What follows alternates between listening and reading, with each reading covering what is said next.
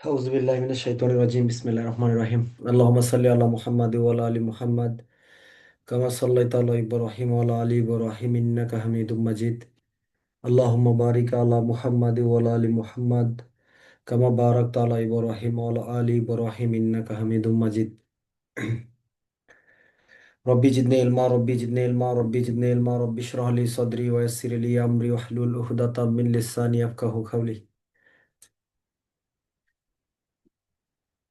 শুনতে পাচ্ছি তো সবাই? একটু হাত উঠান প্লিজ। শুনতে পাচ্ছি। এদিকে, এদিক থেকে।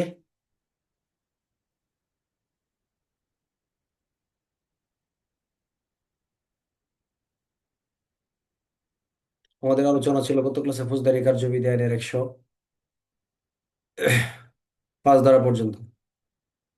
ফৌজদারি কার্যবিধি আইনের 105। তাহলে যে স্থান তল্লাশি করতে হবে সেই স্থানে কি করতে হবে? আবদ্ধ স্থানের যে ভারপ্রাপ্ত ব্যক্তি আছেন সেই ভারপ্রাপ্ত ব্যক্তি বা বাড়ির যিনি মালিক আছেন তার অনুমতি নিতে হবে, তাই না? তার অনুমতি নিয়ে প্রবেশ করতে হবে, তিনি প্রবেশের জন্য অনুমতি দিবেন এবং যুক্তিসঙ্গত সুযোগ সুবিধা প্রদান করবেন। ধারা হলো ফৌজদারি কার্যবিধি আইনের 47 ধারা, নাকি? কত ধারা? তাহলে তল্লাশির জন্য যদি হয় তাহলে 102-এর 1 ধারা, নাকি? যদি কোনো স্থান তল্লাশির জন্য হয়ে থাকে আর কোনো ব্যক্তিকে গ্রেপ্তার করার জন্য যদি অনুসরণ করে যান তাহলে সেই ক্ষেত্রে অনুমতি নিয়ে প্রবেশ করতে হবে 47 ধারা। 102-এর 1 ধারায় যদি অনুমতি পাওয়া না যায় তাহলে সেই ক্ষেত্রে কি করতে হবে? ফৌজদারি কার্যবিধানের 48 ধারা অগ্রসর হতে হবে, অর্থাৎ দরজা জানালা ভেঙে ফেলা যাবে। কি করা যাবে? দরজা জানালা ভেঙে প্রবেশ করা যাবে। 102-এর 3 ধারা, তাহলে যে জন্য সেই জন্য তল্লাশি করবো যদি সেটাই পাওয়া না যায় তাহলে সন্দেহভাজন ব্যক্তির দেহ তল্লাশি করা যাবে, তবে মহিলা হলে মহিলার দ্বারা তল্লাশি করাইতে হবে। 102-এর 3। 103-এর 1 হলো গণ্যমান্য স্থানীয় বাসিন্দা, 2 বা ততোধিক ব্যক্তিকে। তাহলে গণ্যমান্য এবং কি স্থানীয়, এরা হচ্ছে তল্লাশি কার্যক্রমের সাক্ষীদের বৈশিষ্ট্য।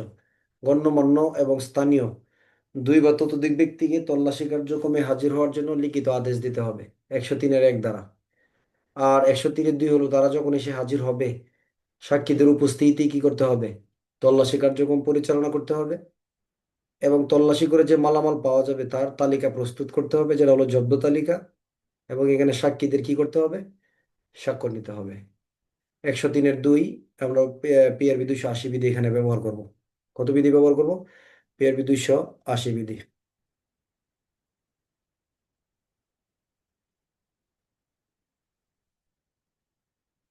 ফৌজদারি কার্যবিধি আইনের 103-এর 3 ধারা তল্লাশি কার্যক্রমের সাথে, যেখানে তল্লাশি কার্যক্রম করব এইটা স্থানে যে বাড়িতে তল্লাশি করব সেই বাড়ির ভারপ্রাপ্ত ব্যক্তি অথবা তার কাছ থেকে অনুমতিপ্রাপ্ত ব্যক্তিকে এখানে উপস্থিত থাকার জন্য কি দিতে হবে?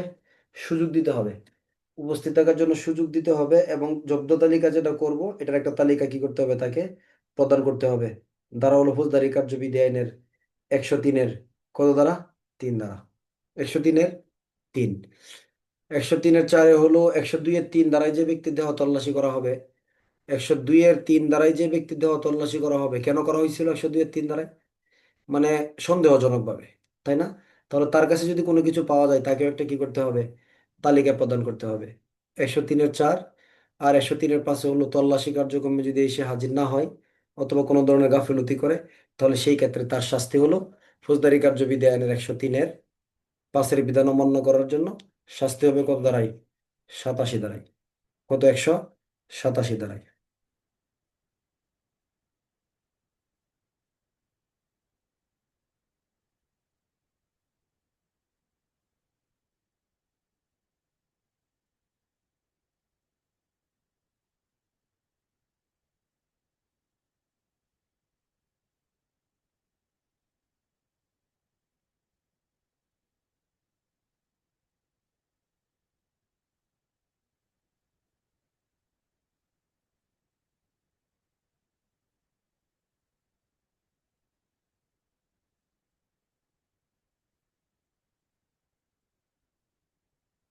যে মালামাল গুলা নিয়ে হাজির হওয়ার জন্য যে মালামাল গুলা নিয়ে হাজির হওয়ার জন্য ম্যাজিস্ট্রেট নোটিশ প্রদান করবে, বা পুলিশ ম্যাজিস্ট্রেটের জন্য নোটিশ প্রদান করবে, যদি সেগুলা নিয়ে এসে হাজির হয়, তাহলে হাজির হওয়ার পর সেগুলো ম্যাজিস্ট্রেট ইম্পাউন্ড বা আটক করতে পারবে ফৌজদারি কার্যবিধি আইনে।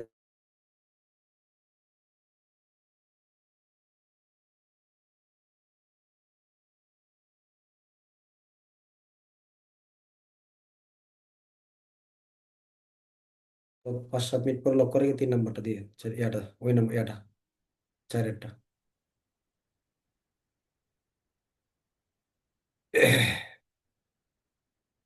ফৌজদারি কার্যবিধির 105, যদি ম্যাজিস্ট্রেট তল্লাশি পরোয়ানা প্রদান করতে পারে, তাহলে সেই ম্যাজিস্ট্রেট তল্লাশি করারও নির্দেশ প্রদান করতে পারে, তাই না? যে ম্যাজিস্ট্রেট তল্লাশি পরোয়ানা প্রদান করতে পারবে, তিনি তল্লাশির জন্য আদেশ প্রদান করতে পারবে বা তল্লাশি নির্দেশ প্রদান করতে পারবে। ধারা হলো ফৌজদারি কার্যবিধি আইন 105 ধারা। এখন একটু ভালো করে মনে রাখবেন, প্রতিরোধমূলক ব্যবস্থাটা কি। ফৌজদারি কার্যবিধি আইনে গতকালকে একটু বলছি যে আমাদের 6টা অধ্যায় আছে। যদি এমসিকিউ প্রশ্ন করে যে ফৌজদারি কার্যবিধি আইনে প্রতিরোধমূলক ব্যবস্থা সম্পর্কে কয়টি অধ্যায় আছে, এরকম প্রশ্ন কিন্তু হয়। আমরা কিন্তু এগুলোর সাথে পরিচিত। এমনও প্রশ্ন হয়েছে কি জানেন, যে দণ্ডবিধি আইনে অনুসারে সম্পত্তির বিরুদ্ধে অপরাধ সম্পর্কিত আলোচনা, বুঝেন, সম্পত্তির বিরুদ্ধে অপরাধ সম্পর্কিত আলোচনা কত থেকে কত ধারা পর্যন্ত করা আছে। কনস্টেবল থেকে এসএ পদে পরীক্ষার প্রশ্ন বলতে পারবেন? তাহলে প্রশ্ন হয়েছে না, সম্পত্তির বিরুদ্ধে অপরাধ সম্পর্কে বলা আছে দণ্ডবিধি 378 থেকে 462 শ টাইপের খ পর্যন্ত। সম্পত্তির বিরুদ্ধে অপরাধ দণ্ডবিধি 17 নম্বর অধ্যায়, এটার প্রশ্ন কিন্তু হয়েছে।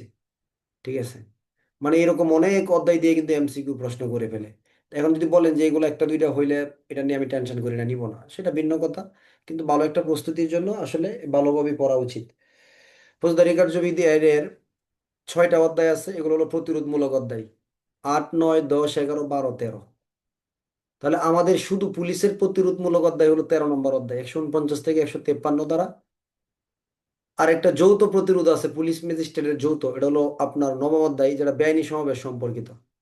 আর বাকি যে অধ্যায়ের কার্যক্রমগুলো আছে, এই কার্যক্রমগুলো আমাদের কি সম্পর্কে, এগুলো ম্যাজিস্ট্রেটের প্রতিরোধমূলক কার্যক্রম। এখন আমরা যে অধ্যায়টা পড়বো, এটা যদিও বা ম্যাজিস্ট্রেটের কার্যক্রম, কিন্তু পুলিশ এগুলোর সাথে গিয়ে জড়িত হইতে পারে বা প্রশ্নমুখী হয়। যেমন যদি প্রশ্ন আসে যে একজন ববগুড়ে এবং অভ্যাসগত অপরাধী সম্পর্কে, একটা ববগুড়ে এবং অভ্যাসগত অপরাধী সম্পর্কে পুলিশ অফিসার এবং ম্যাজিস্ট্রেটের কি করণীয়, তাহলে আমরা ভবঘুরে অভ্যাসগত অপরাধীদেরকে পুলিশ অফিসার ফৌজদারি কার্যবিধির 55 ধারায় গ্রেপ্তার করতে পারে না? আমরা পড়ে আসছি না? পারে কি না? পারে। আর এই ভবঘুরে অভ্যাসগত অপরাধীগুলোর জন্য আবার ম্যাজিস্ট্রেট কর্তৃক তাদের কাছ থেকে কি করতে পারে, মুচলেকা দিয়ে, মানে মুচলেকার মাধ্যমে আবদ্ধ করে বা তাদেরকে কৈফিয়ত তলব করে বা সুকজ করে অপরাধ কি করতে পারে, প্রতিরোধ করতে পারে, অপরাধ প্রতিরোধ করতে পারে। ফৌজদারি কার্যবিধি আইনের এই এই অধ্যায়গুলো আমরা এখন আলোচনা করব। এখন ধরেন জমা জমি নিয়ে বিরোধ দেখা দিল, আপনার সম্পত্তি আমার সম্পত্তি, দুইটা পক্ষের ভিতরে একটা তুমুল সংঘর্ষ হওয়ার সম্ভাবনা আছে। এখনো হয় নাই, কিন্তু ম্যাজিস্ট্রেটের কাছে সংবাদ আসছে যে এখানে কিন্তু বিশাল বড় একটা ঝামেলা সৃষ্টি হতে পারে। তাহলে এখন কি সংঘর্ষ হয়েছে, এখন কি ম্যাজিস্ট্রেট এই কথা বলবে যে আচ্ছা দেখে আগে হোক, এত আগে চিন্তা করার কোনো বিষয় না, এরকমটা করবে? না, আইনের বিধান দেয়া আছে ম্যাজিস্ট্রেট আগে থেকে এই জায়গাগুলোর জন্য জরুরি আদেশ জারি করতে পারে। পারে কি না? পারবে। প্রতিরোধমূলক ব্যবস্থা, এই জায়গাগুলোর জন্য ম্যাজিস্ট্রেট ফৌজদারি কার্যবিধি 145 ধারা মোতাবেক উভয় পক্ষকে ডেকবে, ডাকার পরে তাদের দলিলপত্র পর্যালোচনা করবে, বিরোধী বিষয়ে একটা নিষ্পত্তির ব্যবস্থা গ্রহণ করবে, পক্ষগণকে এইগুলা দেখবে, প্রয়োজনে ক্রুকের আদেশ প্রদান করবে। প্রয়োজনে ফৌজদারি কার্যবিধির 145-10 বলা আছে যে 107 ধারা, যে এই যে আমরা পড়বো এখন, এই সম্পর্কে তাদেরকে মুচলেকায় আবদ্ধ করতে পারবে। অতএব এই প্রসেসগুলো কিন্তু আমাদের মানে প্রশ্নমুখী জায়গা, এইগুলো আমাদের পড়তে হবে, কিন্তু মনে রাখবেন অবহেলা করার কোনো সুযোগ নাই। ফৌজদারি কার্যবিধি আইনের আমরা আজকে যে আলোচনাগুলো করব, এই আপনারা দেখবেন 2020 সাল পরবর্তী সময় প্রচুর প্রশ্ন হয়েছে এই জায়গাটা, এই অধ্যায়টা থেকে এমসিকিউ প্রশ্ন তো প্রায় প্রতি বছরই হয়, লিখিত প্রশ্ন হয়েছে। 106 থেকে ফৌজদারি কার্যবিধির 110 যদি ভালো করে বুঝেন, তাহলে এ 10-এর পরবর্তী যে ধারাগুলো আমরা আংশিক আলোচনা করবো, এগুলো খুব সহজে নিতে পারবেন। তাহলে শান্তি রক্ষার মুসলেকা এবং সদাচরণের মুসলেকা সম্পর্কিত অধ্যায়টা কি রক্ষা, শান্তি রক্ষা এবং সদাচরণের মুসলেকা সম্পর্কিত অধ্যায়। অতএব এই শান্তি রক্ষা এবং সদাচরণের মুসলেকাটা কে নিবে? ক, পুলিশ অফিসার। খ আপনার ম্যাজিস্ট্রেট। হ্যাঁ হ্যাঁ, ওটা দেন, ওটা দিয়ে দেন। কে নেবেন তাহলে এই, নাকি দুইটাই সঠিক? তাহলে শান্তি রক্ষা সদাচরণের মুস্তাগার যে এগুলা নেওয়ার প্রচেষ্টা, এটা কি পুলিশের কাজ নাকি ম্যাজিস্ট্রেটের কাজ, নাকি দুইটাই সঠিক? এমসিকিউ প্রশ্ন। কি কি দিবেন উত্তর? এটা কার কাজ? পুলিশের কাজ নাকি ম্যাজিস্ট্রেটের কাজ? দুইটাই সঠিক। দুইটাই ম্যাজিস্ট্রেটের কাজ এটা। এই শান্তিরক্ষা সদাচরণের মুসলেকার যে কারণগুলো বা মুসলেকা দিবে নিবে, এই কাজগুলো হলো ম্যাজিস্ট্রেটের কাজ। শান্তিরক্ষা সদাচরণের মুসলেকার যে কার্যক্রমগুলা, এগুলো কি ধরনের ব্যবস্থা? অনেক ব্যবস্থা উল্লেখ করা থাকবে। বলবেন এটা হলো প্রতিরোধমূলক ব্যবস্থা। কি? প্রতিরোধমূলক ব্যবস্থা। ফৌজদারি কার্যবিধির 106 থেকে 110, 6, 7, 8, 9, 10, এই পাঁচটা ধারার ভিতরে চারটা ধারা একরকম, একটা ধারা একটু ব্যতিক্রম। 106 ধারার আলোচনার বিষয়বস্তু হলো দণ্ডিত ব্যক্তির নিকট থেকে শান্তি রক্ষার মুসলেকা। ভালো করে লক্ষ্য করবেন। কার নিকট থেকে? আমি একটু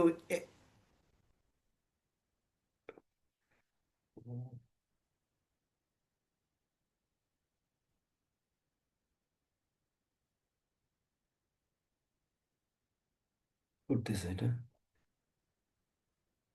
দণ্ডিত ব্যক্তির নিকট থেকে কি শান্তি রক্ষার মুসলেকা?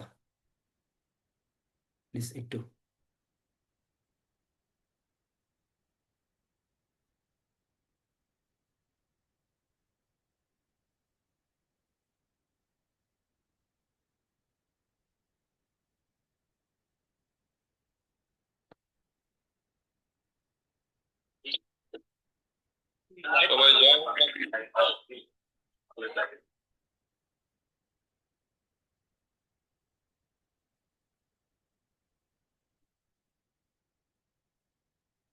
আচ্ছা, তাহলে এই দণ্ডিত ব্যক্তির নিকট থেকে শান্তি রক্ষার মুসলেকা কেন? যদি কোনো ব্যক্তি দণ্ডবিধি আইনের অষ্টম অধ্যায়, আমি একটু গভীরে বলার চেষ্টা করব, তারপর আপনি আপনি একটা সংক্ষিপ্ত রূপ দিব যে আপনি এতটুকু পড়বেন। যদি কোনো ব্যক্তি দণ্ডবিধি আইনের অষ্টম অধ্যায়ের দ্বারা 143, 49, 153 ক এবং 154 দ্বারা দণ্ডনীয় অপরাধ ব্যতীত, তাহলে দণ্ডবিধি আইনের অষ্টম অধ্যায়ের দ্বারা হলো দণ্ডবিধি আইনের 141 থেকে দণ্ডবিধি আইনের 160 পর্যন্ত অধ্যায়টা হলো কি জানেন? বেআইনি সমাবেশ এবং দাঙ্গা হাঙ্গামা সম্পর্কিত অপরাধ। তাহলে দণ্ডবিধি আইনের যদি কোনো ব্যক্তি অষ্টম অধ্যায়ের 143, 149, 153 ক 54 এই চারটা ধারা ব্যতীত বাকি যে শাস্তির ধারাগুলো আছে, শান্তি ভঙ্গ সম্পর্কিত, বেআইনি সমাবেশ সম্পর্কিত অপরাধ করে কি হয়েছে? আদালত থেকে দণ্ডিত হয়েছে। হাইকোর্ট বিভাগ হইতে পারে, দায়রা আদালত হইতে পারে, কোনো ব্যক্তি আদালত থেকে কি হয়েছে? সে দণ্ডিত হয়েছে। তাহলে এই দণ্ডিত ব্যক্তির কি অপরাধ করে?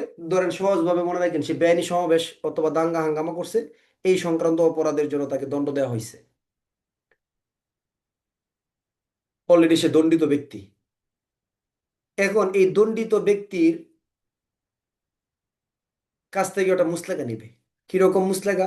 যে আপনি আর এই ধরনের শান্তি ভঙ্গ করবেন না, আপনি আর এই ধরনের বেআইনি সমাবেশ, দাঙ্গা হাঙ্গামা ইত্যাদি সম্পর্কিত অপরাধ আর করবেন না। এই মর্মে শান্তি রক্ষার উদ্দেশ্যে, বোঝার চেষ্টা করেন, শান্তি রক্ষার উদ্দেশ্যে অনধিক 3 বছর সময়ের জন্য, কত বছর? 3 বছর সময়ের জন্য জামিনদার সহ অথবা ব্যতীত তার সামর্থ্যের সাথে সামঞ্জস্য রেখে নির্দিষ্ট পরিমাণ অর্থের জন্য একটি মুচলেকা সম্পাদনের আদেশ দিবে। ব্যক্তি বলবে, কি বলেন, আমি তো অলরেডি দণ্ড ভোগ করতেছি, আমি তো আমি তো অলরেডি দণ্ড ভোগ করতেছি, তাহলে আমি কি মুচলেকা দিব? তখন ম্যাজিস্ট্রেট বলবে যে আপনার দণ্ডের মেয়াদ শেষ হওয়ার পরে আপনি আবার যে এগুলা করবেন না, তার কি গ্যারেন্টি আছে? আপনি তো আবার এরকমটা করতে পারেন। বোঝার চেষ্টা করেন।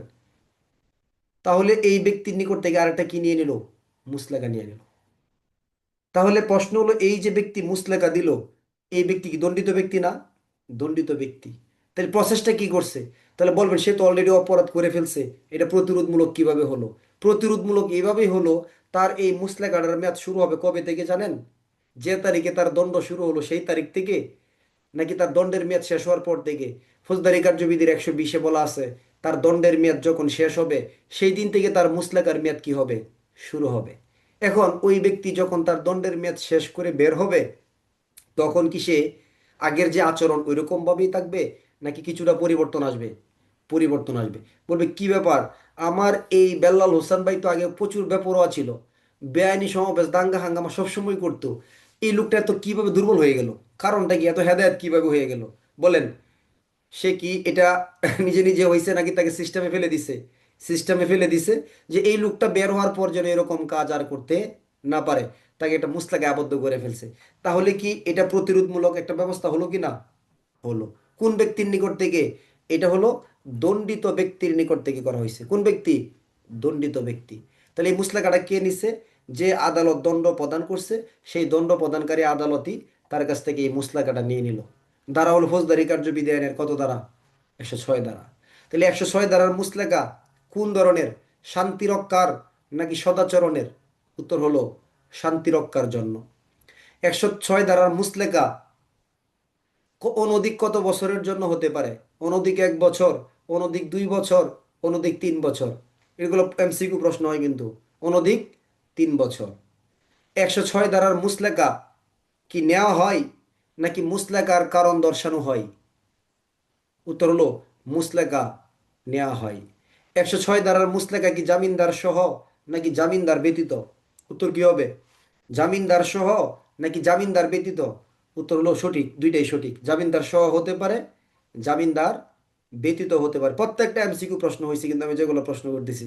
তারপরে কি, 106 ধারার শান্তি রক্ষার মুসলেকার জন্য জামানত বা অর্থের পরিমাণ কত হবে? অনধিক 5,000, অনধিক 500, অনধিক 10,000, নাকি তার সামর্থ্যের সাথে সঙ্গতিপূর্ণ? তার সামর্থ্যের সাথে, মানে সে যতটুকু সামর্থ্যের ব্যক্তি, তার সাথে সঙ্গতি রেখে একটা নির্দিষ্ট পরিমাণ অর্থের জন্য। ধারা কত? ফৌজদারি কার্যবিধির 106 ধারা। এই 2-3 আছে, যে তার যদি আপিলের মাধ্যমে দণ্ড বাতিল হয়ে যায়, তাহলে মুসলেকা বাতিল হয়ে যাবে। এটা আমাদের প্রশ্নমুখী হবে না, কোনো কাজে লাগবে না। আপিল অথবা রিভিশন প্রদানকারী হাইকোর্ট বিভাগে এই ধরনের ক্ষমতা বা আদেশ দিতে পারেন, এটা আমাদের কাজে লাগবে না। তাহলে 106 ধারার একদম সংক্ষিপ্ত কথা কি? ধরেন আমি শরীফুল, দাঙ্গা হাঙ্গামা ইত্যাদি জনিত অপরাধের জন্য আমাকে দণ্ড দেওয়া হলো। দণ্ড প্রদানকারী আদালত বলতেছে যে দণ্ডের মেয়াদ শেষ হওয়ার পর আপনি যেন এরকম অপরাধ আর করতে পারবেন না, করতে পারেন বা পারবেন না, এই মর্মে একটা মুসলেকা দেন। এই মর্মে একটা কি করেন? একটা মুসলেকা প্রদান করেন। তাহলে আমি একটা মুসলেকা নিব, কি বলে, কি মুসলেকা? যে আপনি দণ্ডের মেয়াদ শেষ হওয়ার পরে কত বছর? সারা জীবন? না, মানে অনধিক 3 বছর। মানে 3 বছরের কম যে কোনো একটা সময় কি করবেন না, এরকম আর করবেন না। শর্ত কি? জামিনদার লাগবে, না হতে পারে। আবার একটা নির্দিষ্ট পরিমাণ কি থাকবে, অর্থ, জামানত। নাহলে এটা আবার জামানত না থাকলে আবার মানবেন না আপনি, এটা একটা জামানত থাকবে। ঠিক আছে, এর মাধ্যমে এটা মুসলাকা নিয়ে নেওয়া হবে। ধারা কত? ফৌজদারি কার্যবিধান 106 ধারা। যদি আরো সহজে বলেন, দণ্ডিত ব্যক্তির নিকট থেকে অনধিক 3 বছর সময়ের জন্য শান্তি রক্ষার মুসলাকা গ্রহণ। বলেন। দণ্ডিত ব্যক্তির নিকট থেকে অনধিক 3 বছর সময়ের জন্য শান্তি রক্ষার মুসলেকা নেওয়া হবে। ধারা কত? ফৌজদারি 106। এটার সাথে নির্দিষ্ট কোনো পুলিশ প্রবিধান দেয়া নাই, দিতে হবেও না। তাহলে 106 ধারা মুসলেকা কিন্তু নেওয়া হলো। সময়সীমা অনধিক 3 বছর। তাহলে এমসিকিউ প্রশ্ন, যে শান্তি রক্ষার জন্য না সদাচরণের, এটা আপনারা পারছেন। ফৌজদারি কার্যবিধির 106 ধারার মুসলেকা কোন ব্যক্তির জন্য প্রযোজ্য? অভ্যাসগত অপরাধী, ক ববগুরে সন্দেহভাজন ব্যক্তি, খ দণ্ডিত ব্যক্তি, গ সব কয়টাই সঠিক। তাহলে উত্তর কি? দণ্ডিত ব্যক্তি। কোন ব্যক্তি? দণ্ডিত ব্যক্তি। আচ্ছা, আমি কথাগুলো খুব বেশি লম্বা করবো না। ইচ্ছা করলে ফৌজদারি 107-এর 1, 2, 3, 4 আছে, এগুলো লম্বা করে একটা ক্লাস শেষ করে দেওয়া যাবে, কিন্তু এত সুযোগ আমাদের নাই, বা অপ্রয়োজনীয় জিনিসগুলো নেওয়ার প্রয়োজন নেই। 107, অন্যান্য ক্ষেত্রে শান্তি রক্ষার মুসলেকা। তাহলে জেলা ম্যাজিস্ট্রেট বা কোনো নির্বাহী ম্যাজিস্ট্রেট পুলিশ রিপোর্ট বা অন্য কোনোভাবে যদি সংবাদের মাধ্যমে জানতে পারেন যে এই এলাকার ভিতরে কোনো ব্যক্তির দ্বারা শান্তি ভঙ্গের সম্ভাবনা আছে, শান্তি ভঙ্গের জন্য উস্কানি দিচ্ছে, অথবা শান্তি ভঙ্গ হতে পারে, তাহলে এই ব্যক্তির নিকট থেকে অনধিক 1 বছর সময়ের জন্য, কত বছর? 1 বছর সময়ের জন্য জামিনদার সহ অথবা ব্যতীত, জামিনদার সহ অথবা ব্যতীত, কিসের উদ্দেশ্যে? সদাচরণের উদ্দেশ্যে। বোঝার চেষ্টা করেন, না শান্তি রক্ষার উদ্দেশ্যে, কেন মুসলাকা নেওয়া হবে না তার কারণ দর্শাইতে পারেন ফৌজদারি কার্যবিধির 107 দ্বারা। একটু কথা লক্ষ্য করেন কিন্তু, মুসলাকার জন্য কি করতে পারেন? কারণ দর্শাইতে পারেন। তাহলে 106 কি কারণ দর্শাইছে নাকি মুসলাকা নিয়ে নিছে? ধরেন আমি আপনার ইনচার্জ, আপনার নাম হচ্ছে কি, ধরেন জাহিদ। আমার ধরেন ক্ষমতা আছে আপনাকে পানিশমেন্ট দেওয়ার। আমি আপনাকে কোনো রকম কৈফিয়ত তলব না করে সরাসরি কি করলাম, ধরেন একটা তিরস্কার দিয়ে দিলাম। এটা হলো একটা প্রসেস। আরেকটা কি, যে জাহিদ কেন আপনার বিরুদ্ধে ব্যবস্থা গ্রহণ করা হবে না, আগামী 1 ঘন্টা, আগামী 3 কার্য দিবসের ভিতরে প্রতিবেদন অত্র অফিসে জমা দেওয়ার জন্য নির্দেশ প্রদান করা হলো। আছে না এরকম সিস্টেম? হ্যাঁ, অতিবাস হয়ে গেছে, গড় হাজির হয়েছে, কেন আপনার বিরুদ্ধে ব্যবস্থা নেওয়া হবে না, বলে কি না? এটাকে কি বলে, যে সুকস করছে তাকে, তাকে পাতলা কাগজ ধরায় দিছে, এরকম হয় না? এরকম কিন্তু হয়। তাহলে 107 দ্বারাই কি তার কাছ থেকে শান্তি রক্ষার মুসলেকা নেওয়া হলো, নাকি কেন মুসলেকা নেওয়া হবে না কারণ দর্শানো হয়েছে? তাকে একটা কারণ দর্শায় দেওয়া হয়েছে, যে আমি শুনলাম পুলিশ রিপোর্টে বা যে কোনো গোয়েন্দা সংবাদে আপনি শান্তি ভঙ্গ করবেন, চক্রান্ত করতেছেন, এরকম একটা পরিকল্পনা করতেছেন, এরকম একটা নকশা তৈরি করছেন, এলাকার শান্তি ভঙ্গ করবেন। তাহলে আপনি বলেন, আপনি, তখন এই ব্যক্তি বলতেছে না আমি তো এগুলো কিছু করবো না, ভুল শুনছেন। তাহলে ম্যাজিস্ট্রেট বললো ঠিক আছে, আমি যদি ভুল শুনে থাকি, তাহলে আপনার কাছ থেকে যে আপনি যে এইগুলা শান্তি ভঙ্গ করবেন না এর কি গ্যারেন্টি আছে? তাহলে আমরা একটা কেন মুসলেকা আপনি দিবেন না, এটা আমাদের কাছে কেন একটা কারণ দর্শান। যেমন, যে আপনি ছুটিতে গিয়া ঘর হাজির হয়েছেন, অতিবাস করছেন, তাহলে আপনার বিরুদ্ধে আমি কেন ব্যবস্থা নিব না? আপনি একটা উপযুক্ত কারণ দেন। তখন আপনি বলবেন আমি বাড়িতে গেছিলাম, আমার এই সমস্যা ছিল, এই কারণে আমি এসে হাজির হইতে পারি নাই। এটা কারণ দর্শাবে না? ঠিক 107 দ্বারাই কিন্তু তার কাছ থেকে মুসলেকা নেওয়া হয় নাই, তাকে একটা কি করা হয়েছে, কৈফিয়ত তলব করা হয়েছে, বা কারণ দর্শানো হয়েছে যে কেন মুসলেকা নেওয়া হবে না, আপনি একটা উপযুক্ত জবাব আমাদের কাছে দেন। কত দ্বারা এটা? ফৌজদারি কার্যবিধানের 107 দ্বারা। এখন ওই ব্যক্তি যদি বলে আমি তো কোনো শান্তি ভঙ্গ করলাম না, আমি কেন জবাব দিব, আমি তো শান্তি এখনো ভঙ্গ করি নাই, তখন বলবো এটা আইনের নির্দেশ, এটা একটা প্রতিরোধমূলক ব্যবস্থা, ভঙ্গ করেন নাই, কিন্তু আমরা তো সংবাদ পাইছি ভেঙে ফেলবেন, এই জন্য আপনি কি করেন, একটা কারণ দর্শায় দেয়া যান, আপনি আমাদের কাছে একটা জবাব দেন আপনি একটা। ঠিক আছে? ফৌজদারি কার্যবিধির 107 দ্বারা, একটু সামনে গিয়ে বুঝতে পারবেন এই জায়গাগুলো আরো সহজ। তাহলে ফৌজদারি কার্যবিধির 107 দ্বারাই কিসের উদ্দেশ্যে? শান্তি রক্ষার উদ্দেশ্যে নাকি সদাচরণের উদ্দেশ্যে? উত্তর হলো শান্তি রক্ষার উদ্দেশ্যে। ফৌজদারি কার্যবিধির 107 দ্বারাই মুসলেকার জন্য মুসলেকা নেওয়া হয় নাকি কারণ দর্শানো হয়? কোনটা সঠিক? মুসলেকা নেওয়া হয় নাকি কারণ দর্শানো হয়? উত্তর হলো কারণ দর্শানো হয়। মুসলেকা কিন্তু নেওয়া হয় না। 106 কিন্তু অলরেডি তার কাছ থেকে কি করা হয়েছে, একটা অলরেডি তার কাছ থেকে মুসলেকা নিয়ে নেওয়া হয়েছে, যে আমি আর মুক্তি লাভের পরে এরকম অপরাধ করব না। অলরেডি সে মুসলেকা দিয়ে দিছে, স্বাক্ষর করে ফেলছে।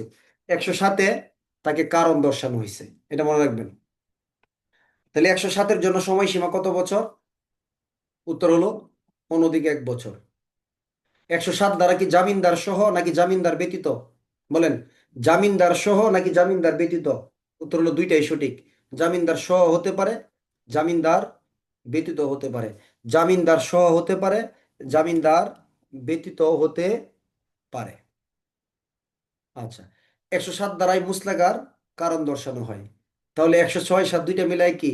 শান্তি রক্ষার মুসলেকা। তাহলে যদি সংজ্ঞা পড়েন যে শান্তি রক্ষার মুসলেকা কাকে বলে, বলে এরকম নির্দিষ্ট কোনো সংজ্ঞা দেওয়া নাই। তবে ফৌজদারি কার্যবিধির 106 দ্বারা দণ্ডিত ব্যক্তির নিকট থেকে 107 দ্বারাই শান্তি ভঙ্গ করতে পারে এরকম ব্যক্তিদের নিকট থেকে অনধিক 3 বছর এবং 1 বছর সময়ের জন্য যে মুসলেকা নেওয়া হয় বা কারণ দর্শানো হয়, মানে দুইটা দ্বারা একটু ভেঙে দিবেন, সেটাকে বলা হয় কি মুসলেকা? শান্তি রক্ষার মুসলেকা। ফৌজদারি কার্যবিধির 107-এর সাথে অবশ্যই একটা পুলিশ প্রবিধান ব্যবহার করতে হবে। এটা হলো পিআরবি বা প্রবিধান 287 বিধি। পুলিশ প্রবিধানের 287 বিধি ফৌজদারি কার্যবিধির দুইটা ধারার সাথে রিলেটেড। একটা হলো 107 ধারা, একটা হলো 145 ধারা। ভালো করে মনে রাখবেন, দিতে হবে। ফৌজদারির 145 ধারার কোনো প্রশ্ন অথবা 107 ধারার কোনো প্রশ্ন পাইছেন, যদি আপনি পুলিশ প্রবিধানের 287 বিধি ব্যবহার না করেন, তাহলে কিন্তু নাম্বার কমে যাবে। মনে রাখবেন এটা। অর্থাৎ 287-তে বলা আছে ফৌজদারি 107 এবং 145 ধারার অধীনে কি ব্যবস্থা, গৃহীত ব্যবস্থা। তাহলে 107-এর সাথে প্রবিধান কত? 287 বিধি। চলে গেল শান্তি রক্ষার মুসলেকা। এরপরে আসেন 8, 9, 10। এগুলো হলো আপনার কি, সদাচরণের কি, সদাচরণ। বই যদি খুলে রাখেন, তাহলে পড়াশোনার প্রতি আপনার একটু ইয়ে হবে, মানে ক্লাসের প্রতি মনোযোগ কমে যাবে। কথাগুলো শুনেন, মূল বই থেকে ছোট্ট কথাগুলো বলতেছি মাথায় নেয়ার জন্য, পরবর্তী বই থেকে আপনারা অ্যাড করতে পারবেন, কোনো সমস্যা নাই। তাহলে 108 হলো রাষ্ট্রদ্রোহমূলক প্রচারকের নিকট থেকে বা প্ররোচকের নিকট থেকে সদাচরণের মুসলেকা। কত বছরের জন্য? অনধিক 1 বছর সময়ের জন্য। জামিনদার সহ হতে পারে, ব্যতীত হতে পারে। আর 108 দ্বারাই মুসলেকা কি নেওয়া হয় নাকি কারণ দর্শানো হয়? কারণ দর্শানো হয়। 108 দ্বারাই কয়টা ক্ষেত্রে বা কয়টা কারণে? ফৌজদারি কার্যবিধি আইনের 108 দ্বারাই রাষ্ট্রদ্রোহমূলক যিনি প্ররোচক, রাষ্ট্রদ্রোহ বিষয়ের যিনি প্রচারক, তাহার নিকট থেকে সদাচরণের মুসলেকা নেওয়া হয় কয়টি কারণে? এমসিকিউ প্রশ্ন, কে বলতে পারবেন কয়টি কারণে?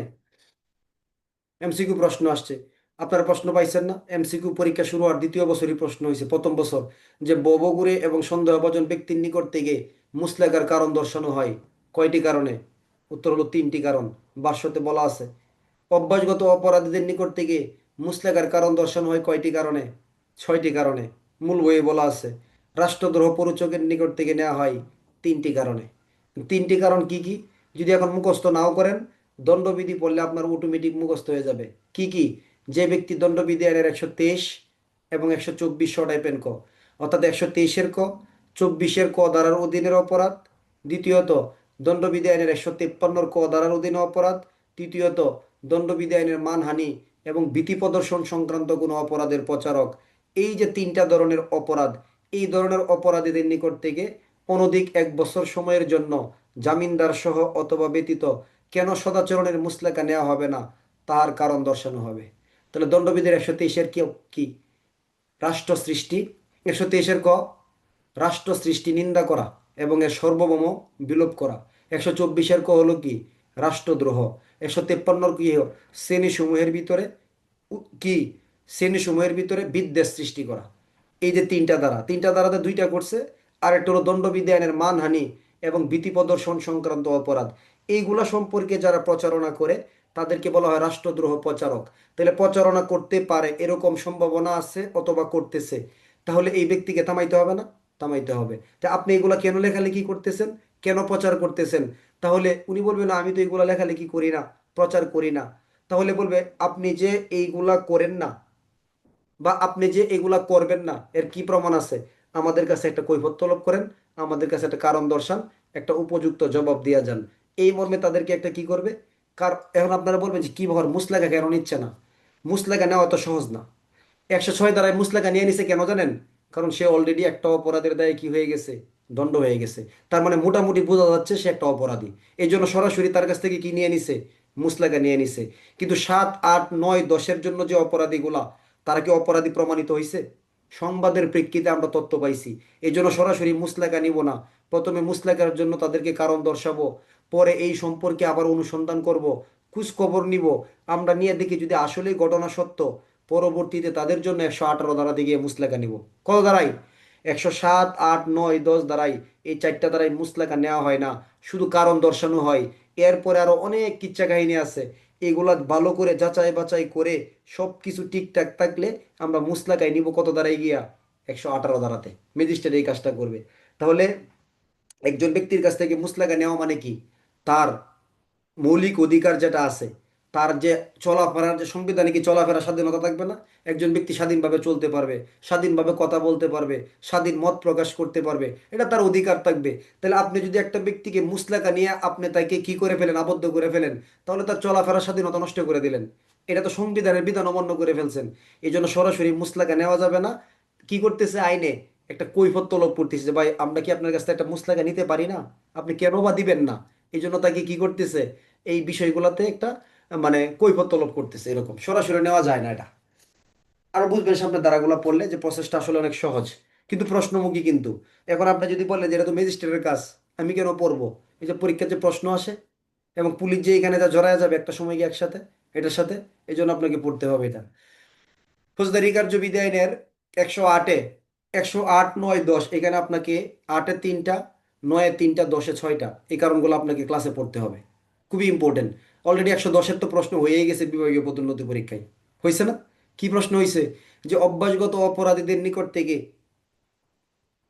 সদাচরণের মুসলাকা নেওয়ার কারণ দর্শানো হয় কি কি ক্ষেত্রে? 2022 অথবা 23 সালে কনস্টেবল থেকে এএসআই পদের বিভাগীয় পদোন্নতি পরীক্ষার প্রশ্ন। আচ্ছা, ফৌজদারি কার্যবিধি আইনের 108-এর তিনটা ক্ষেত্র। 108-এর কয়টা? তিনটা। যদি বলেন আমরা কি পড়তেছি, পরীক্ষার হলে গিয়ে প্রশ্ন আসবে যে রাষ্ট্রদ্রোহমূলক প্রচারকের নিকট থেকে কি কি কারণে সদাচরণের মুসলেকার কারণ দর্শানো হয়, কারণ সমূহ লিখুন। আমরা লিখবেন নিম্নের তিনটা কারণে সদাচরণের মুসলেকার কারণ দর্শানো হয়। কারণগুলা কি কি? বলেন। 1 নাম্বার, দণ্ডবিধির 123 টাইপেন ক 24 টাইপেন ক ধারা অনুসারে দণ্ডনীয় কোনো অপরাধ। 2 নাম্বার, দণ্ডবিধির 153-র টাইপেন ক ধারার অধীনে দণ্ডনীয় অপরাধ। 23-24-এর ক কি, 53-র ক কি, এটা পরে বুঝবেন, দণ্ডবিধি গেলে সহজ হয়ে যাবে এখানে। আরেকটা কি, দণ্ডবিধি আইন অনুসারে কোনো ব্যক্তি যদি মানহানি এবং অপরাধজনক ভীতি প্রদর্শন সংক্রান্ত অপরাধের পর্যায়ে পড়ে, এই সংক্রান্ত অপরাধের ক্ষেত্রে তাকে এই শোকজ করা হয়, কারণ দর্শানো হয়। ধারা হলো ফৌজদারি কার্যবিধি আইনের 108 ধারা। ক ধারা? 108 ধারা। যদি বলেন যে 108 আমি এখন নিব না, আরো পরে পড়বো, তাহলে আপনি 108-এর সহজ ভার্সন কি, যে রাষ্ট্রদ্রোহ যারা প্রচারক তাদের নিকট থেকে অনধিক 1 বছর সময়ের জন্য সদাচরণের মুসলেকার কারণ দর্শাইতে পারে। কিসের? সদাচরণের মুসলেকার কারণ দর্শাইতে পারে। কারণ তিনটা কারণ যদি এখন পড়তে আপনার কষ্ট হয়, দণ্ডবিধি পড়ার পরে তিনটা কারণ আপনার কাছে অটোমেটিক সেট হয়ে যাবে, তাহলে আপনি না নিলেও খুব একটা চাপ হবে না। কিন্তু 109-10 ছাড় দেওয়া যাবে না, এই কারণেই, কারণ 109 অলরেডি আমরা 55 ধারাতে পড়ে চলে আসছি। 110 অলরেডি আমরা ফৌজদারি কার্যবিধির 55 ধারায় পড়ে আসছি। এই জন্য এটা আপনার জন্য খুব সহজ হবে। বুঝাতে পারছি বিষয়টা? তাহলে 108-এ এমসিকিউ প্রশ্ন, কিসের জন্য মুসলেকা, শান্তি রক্ষা না সদাচরণ? সবাই উত্তর দেওয়ার চেষ্টা করবেন। উত্তর হলো সদাচরণ। 108-এ কি মুসলেকা নেওয়া হয় নাকি কারণ দর্শানো হয়? উত্তর হলো কারণ দর্শানো হয়। কতদিন সময়ের জন্য? অনধিক 1 বছর সময়ের জন্য। জামিনদার সহ নাকি ব্যতীত? উত্তর হলো জামিনদার সহ হতে পারে, ব্যতীত হতে পারে। ঠিক আছে। ফৌজদারি কার্যবিধি আইনের পরবর্তী ধারা হলো 109 ধারা। কত? 109। এটা হলো ববগুড়ে এবং সন্দেহভাজন ব্যক্তি যারা। তাহলে ববগুড়ে এবং সন্দেহভাজন ব্যক্তিকে কি পুলিশ অফিসার গ্রেপ্তার করতে পারে? যদি গ্রেপ্তার করতে পারে, কোন পদমর্যাদার অফিসার লাগবে? ফৌজদারি কার্যবিধির 55 ধারায় থানার ভারপ্রাপ্ত কর্মকর্তার অফিসার একজন ববগুড়ে এবং সন্দেহভাজন ব্যক্তিকেও বিনা পরোয়ানায় গ্রেপ্তার করতে পারে। কত এটা? 55 ধারা। তাহলে 55-র ববগুড়ে এবং সন্দেহভাজন কোন অংশ? ক, খ নাকি গ? কোন অংশটা বলেন তো? ফৌজদারি কার্যবিধির 55-র 1-এর খ, এই ববগুড়ে সন্দেহভাজন অংশ নিয়া এখানে হলো 109। আর 55-র 1-এর ঘ, অভ্যাসগত অপরাধীর অংশ নিয়া এইখানে হলো ধারা 110। ধারা কত? 110 ধারা। মনে রাখেন তাহলে। তাহলে ফৌজদারি কার্যবিধি আইনের 109 ধারায় এমসিকিউ প্রশ্ন, মুসলেকা নেওয়া হয় নাকি কারণ দর্শানো হয়? প্লিজ একটু উত্তর দিবেন। আপনি যে আমার সাথে শর্ট উত্তর দিচ্ছেন, একটু কোঅপারেটিভ করতেছেন, এটাই আপনার সফলতার একটা বড় অংশ হয়ে দাঁড়াবে ইনশাল্লাহ। বুঝছেন? মানে আপনি আমাকে রেসপন্স করতেছেন, তার মানে আপনি নিজে সেট করতেছেন এই কথাগুলো আপনার ভিতরে। তাহলে 109 কি মুসলেকা নেওয়া হয়ে গেছে, নাকি কেন নেওয়া হবে না তাকে কারণ দর্শানো হয়েছে? কেন নেওয়া হবে না তাকে কারণ দর্শানো হয়েছে, যে কেন নিব না আমরা। 109 দ্বারা কি শান্তি রক্ষার জন্য নাকি সদাচরণের জন্য? উত্তর হলো সদাচরণের উদ্দেশ্যে। অনধিক কত বছর? অনধিক 1 বছর। অনধিক 1 বছর। জামিনদার সহ নাকি জামিনদার ব্যতীত, নাকি দুইটাই সঠিক? উত্তর কি হবে? উত্তর হলো জামিনদার সহ। 109 ধারার মুসলেকার জন্য জামিনদার লাগবে, এটা দুইটা হলে হবে না কিন্তু। 109 ধারার মুসলেকা জামিনদার সহ ব্যতীত বলা যাবে না, এটা জামিনদার সহ হবে। লক্ষ্য করেন, কি হবে? জামিনদার সহ হবে। আচ্ছা, তাহলে 109 ধারার মূল বইয়ের ভিতরে দুইটা কথা, কিন্তু এমসিকিউ প্রশ্নটা করছে ভাষ্য থেকে। ভাষ্যতে হলো তিনটা কথা। কি কি? তাহলে এখন আমরা লিখিত একটা প্রশ্ন তৈরি করব, পড়ব যে ববগুড়ে এবং সন্দেহভাজন ব্যক্তিদের নিকট থেকে কি কি কারণে সদাচরণের মুসলেকা নেওয়ার জন্য কারণ দর্শানো হয়। যদি লিখিত পরীক্ষার প্রশ্ন আসে তাহলে দুইটা লিখলেই হবে। যদি এমসিকিউ প্রশ্ন আসে তাহলে ভাষ্যমতে স্পষ্ট বলা আছে 3টি ক্ষেত্রে। কয়টি ক্ষেত্রে? 3টি ক্ষেত্রে। আর এমসিকিউ প্রশ্ন কিন্তু প্রচুর ভাষ্য থেকে করে, এই জন্য আপনার আলাদা এখন মানে আমি ভাষ্য বলছি যে আপনি ঠাস করে আজকে রাত্রে একটা ভাষ্য কিনে ফেলবেন এরকম কিন্তু না বিষয়টা। ফৌজদারি সাক্ষ্য দণ্ডবিধির ভাষ্য থেকে কোনো প্রশ্ন পড়াবে আর আমি আপনাদেরকে ক্লাসে এটা পড়াবো না, এটা হতেই পারে না ইনশাল্লাহ। এটা আপনি মনে রাখবেন, যদি জীবিত এবং সুস্থ থাকি, যদি আল্লাহ পাক হেফাজতে রাখেন, তাহলে পরীক্ষার হলে ভাষ্য থেকে কোনো প্রশ্ন পড়াবে আর আমরা ক্লাস আলোচনা করব না, এটা কখনোই হতে পারে না। বুঝতে পারছি, একদম সহজ কথা। তার মানে আপনার মানে আপনি শুধু একটা বিষয় নিশ্চিত করবেন যে ক্লাসটা আমি ক্লাস টাইমে করতে পারি বা না পারি, পরবর্তীতে আমি ক্লাসের রেকর্ডটা কি নিতে পারছি কিনা, পড়াটা কমপ্লিট করতে পারছি কিনা, আপনি নিজে যাই বুঝতে পারবেন। এই 2000 এই সালে, এই 2026 সালে আমার ক্লাস থেকে 9 জন নতুন টিচার তৈরি হয়েছে, যারা সবাই ফোন দিছে, দোয়া চাইছে আমার কাছে, আমি তাদের জন্য অনেক অনেক দোয়া করি। তাহলে আমি চাই আগামী বছর এরকম আরো 10-20 জন তৈরি হোক। অর্থাৎ পরবর্তী বাংলাদেশে যারা আইন জগতে মাস্টারি করবে, আমি চাই সবাই যেন আমাদের শরীফ ওসলো একাডেমি থেকে বের হয়ে যাক। তো যার সিরিয়াল ভালো রেজাল্ট করছে, ভালো অবস্থানে আছে, 1 থেকে 10-এর ভিতরে সিরিয়াল, তারা তো পড়াবে, এটা স্বাভাবিক বিষয়, চেষ্টা করবে, তাই না? তারাও একদিন সফল হবে। 2-4 বছর 5 বছর পরে হয়তো বা মনে হয় আমরা এই এই জায়গায় থাকবো না, পড়ানোর মধ্যে হয়তো সুযোগ নাও থাকতে পারে, আল্লাহ জানে না কি রাখছে। তাহলে নতুনদের সুযোগ করে দিতে হবে, আমি চাই যেন এটা আমাদের এখান থেকে তৈরি হয়। যদি আমাকে কেউ বলে, আমি তাকে সরাসরি বলি যে যত রকমের সহযোগিতা আছে আমি করবো ইনশাল্লাহ, আপনি আল্লাহ নাম নিয়ে শুরু করে দেন। ঠিক আছে, শুরু করে দেন। কে কি বলতেছে ডান বাম এগুলো দেখার শোনার কোনো সুযোগই লাইফে নাই আসলে। কিন্তু দরকার কি, শুধু সফলতা আর সফলতা, এবং এটা কিভাবে, বৈধভাবে সফল হইতে হবে, পরিশ্রমের মাধ্যমে হইতে হবে ইনশাল্লাহ। আপনি আজকে নিয়ত করেন যে আগামী বছর রেজাল্টের পর থেকে ইনশাল্লাহ আমিও শুরু করে দিব। নিয়ত করেন না আপনি ইনশাল্লাহ, দেখেন পড়ার গতি চেঞ্জ হয়ে যাবে আপনার, কারণ আপনি চিন্তাটা কি, খালি ভালো রেজাল্ট না, আগামী বছর একটা ভালো ফোকাস, যে আগামী বছর আমি এজ এ টিচার মানে একজন শিক্ষক হিসেবে আমি কি করব, নিজেকে প্রকাশ করব ইনশাল্লাহ। বলেন ইনশাল্লাহ, আল্লাহ কবুল করে নিবে। কথা বুঝেন নাই, আল্লাহ কবুল করে নিবে। ফৌজদারি কার্যবিধি আইনের তাহলে 109 দ্বারা 3টা কারণ কি কি, যে ব্যক্তি নিজস্ব বা প্রকাশ্য কোনো, যে ব্যক্তি অপরাধ করার জন্য কি করে নিজের নাম পরিচয় গোপন করে, এটা হলো একটা কারণ। 2 নম্বরটা, যে ব্যক্তির প্রকাশ্য কোনো জীবিকা নাই, নিজের সম্পর্কে কোনো সন্তোষজনক জবাব দিতে পারে না। এটা কি হলো, 2টা বললাম লিখিত পরীক্ষার জন্য। আর এমসিকিউর জন্য হলো 3টা। তাহলে 3টা কিভাবে হবে?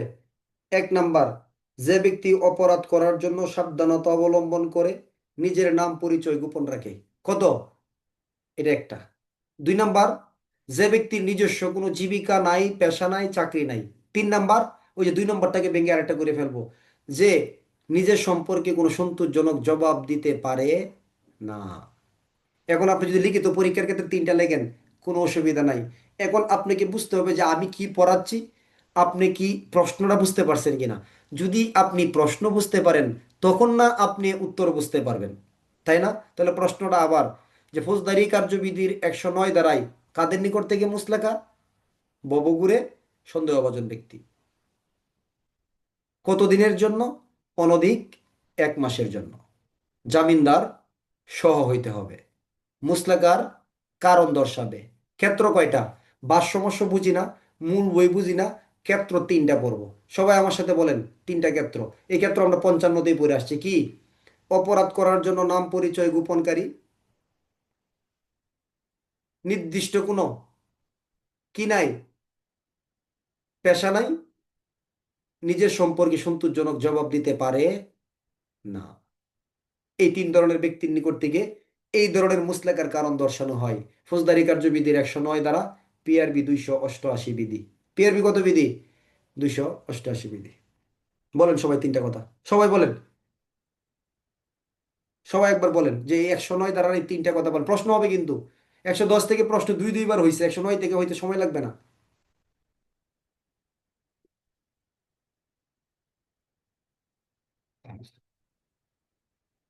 আচ্ছা, এখন বলবেন যে ভাষ্যটা প্রশ্ন থেকে কিভাবে করছে এমসিকিউ প্রশ্নটা।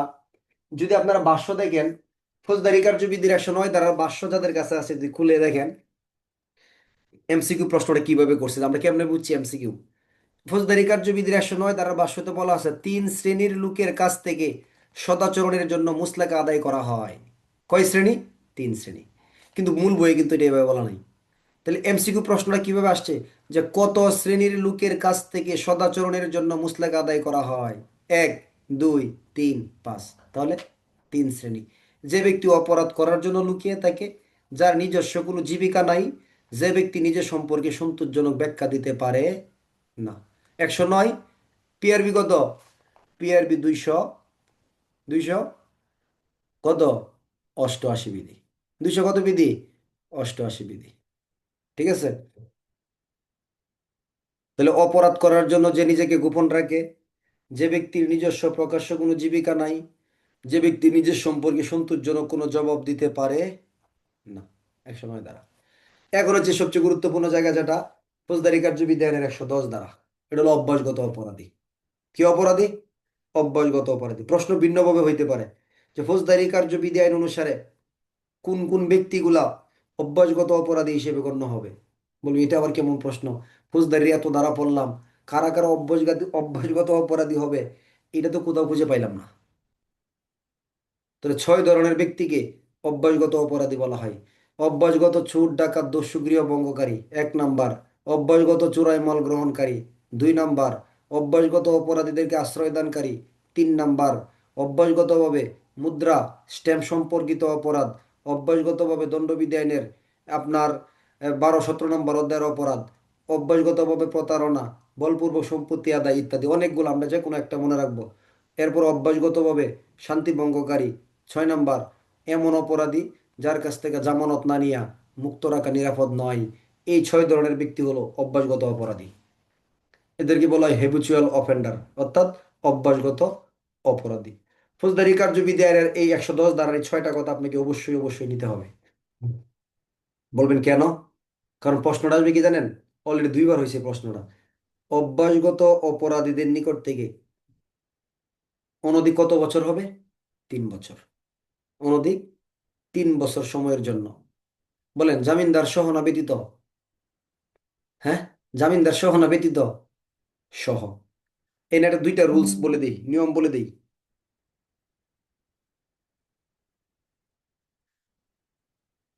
ফৌজদারি কার্যবিধি আইন অনুসারে 106 এবং 110 এই 2টা ধারার জন্য হলো 3 বছর। কত বছর? 106 এবং 110 এই 2টা ধারার জন্য হলো অনধিক 3 বছর। মনে রাখবেন ভালো করে। 106 এবং 110 এগুলোর জন্য হলো অনধিক কত বছর? 3 বছর। আর ফৌজদারি কার্যবিধি আইনের 109 এবং 110 এই 2টার জন্য হবে কি? 109 এবং 110 এই 2টা হবে অবশ্যই কি সহ? জামিনদার সহ। কি হবে 2টা? জামিনদার সহ হবে। বুঝাইতে পারছি কথাটা কি? বলেন তো।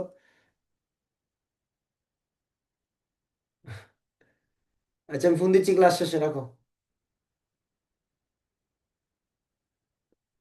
যে ক্লাসে রেখে দাও। ক্লাস শেষে ফোন দিচ্ছি, রাখো। ফৌজদারি কার্যবিধি আইনের 100, তাহলে অনধিক 3 বছরের জন্য কয়টা ধারা? এস এ কামরুজ্জামান ভাইয়া, বিএনপি। অনধিক 3 বছরের জন্য মুসলাকা নেওয়া যায় ধারা কয়টা আছে? 2টা। শান্তি রক্ষার জন্য একটা 106, সদাচরণের জন্য একটা কত 110। ঠিক আছে। আর এই শান্তি রক্ষা সদাচরণের মুসলাকার যে জায়গাগুলা, এগুলা জামিনদার সহ হইতে হবে। এরকম ধারা কয়টা?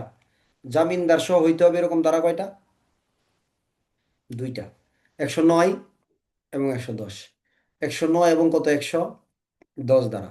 109 এবং 110। আচ্ছা। 108 দ্বারায় কয়টা কারণে? 3টা কারণে। 109 দ্বারায় কয়টা কারণে? 3টা। অপরাধের জন্য নাম পরিচয় গোপনকারী, প্রকাশ্য কোনো জীবিকা নাই, নিজের সম্পর্কে সন্তোষজনক কি করতে পারে না? জবাব দিতে পারে না। তাই না? আচ্ছা। এখন 110 দ্বারা 6টা কারণ আমি বলবো, এরপর আপনারা বলবেন। ঠিক আছে? দেখি কে সবার আগে বলতে পারেন। তাহলে 110-এ আমরা কি পড়তেছি? যে অভ্যাসগত অপরাধীদের নিকট থেকে সদাচরণের মুস্লেকার কারণ দর্শানো হবে অনধিক 3 বছর সময়ের জন্য জামিনদার সহ। কারণগুলো কি কি? কোন কোন ক্ষেত্রগুলা? বলেন 6টা ক্ষেত্র। 1 নাম্বার, এমন অভ্যাসগত অপরাধী বা অভ্যাসগত চোর ডাকাত দস্যু গৃহভঙ্গকারী। এর অভ্যাসগত না? এটা একটা। 2 নাম্বার, অভ্যাসগতভাবে চোরাই মাল কি করে? গ্রহণ করে। তাহলে প্রথমে কি অভ্যাসগত চুরি করি? ধরেন আমি অভ্যাসগত চোর, প্রতিনিয়ত এই কাজটাই করি। দ্বিতীয়ত আবার কি, আমার এই অভ্যাসগত চোরাই মালামালগুলো আমি কার কাছে বিক্রি করি? উজ্জ্বলের কাছে বিক্রি করি। তাহলে সে নিয়মিত অভ্যাসগত মালামাল কি করে? গ্রহণ করে। আবার আমাকে আশ্রয় দেয় কে? জামান নামক ব্যক্তি। তাহলে আমি যে একজন অভ্যাসগত অপরাধী, সে আবার আমাকে আশ্রয় দেয়, সে কি? সেও অভ্যাসগত অপরাধী। কয়টা গেল?